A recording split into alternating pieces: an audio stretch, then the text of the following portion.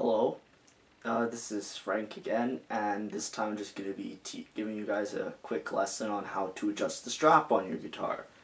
So with the guitar, the basic rule of thumb that I always use is something that I learned through learning bass. It's always to try and keep your guitar strap as much aligned to the way that you practice sitting down, to the way that you would be standing up. So it sounds a little bit confusing right now, but I'm going to explain it pretty much right now. It's pretty badless.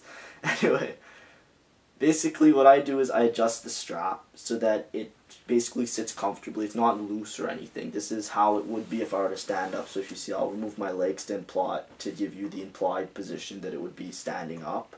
It's basically the same amount of stress on the strap in both sitting and standing position. So if I were to sit in the flamenco style, which I usually sit in, my strap is nice and snug. I'm going to tighten it a little bit until it fits pretty much perfectly to the way that I'm playing sitting down.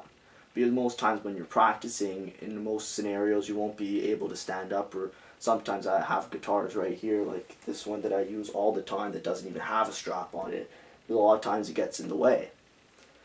But the idea behind this is basically if you keep the strap adjusted here, what you practice and everything that you do, all the techniques that you master, when you're able to stand up, it won't be any different from as if you're sitting down. The only thing is that you'll be able to walk around a little bit, maybe tap your foot more easily, and you'll have the guitar a little bit more free to do some tricks or basically to play more effectively.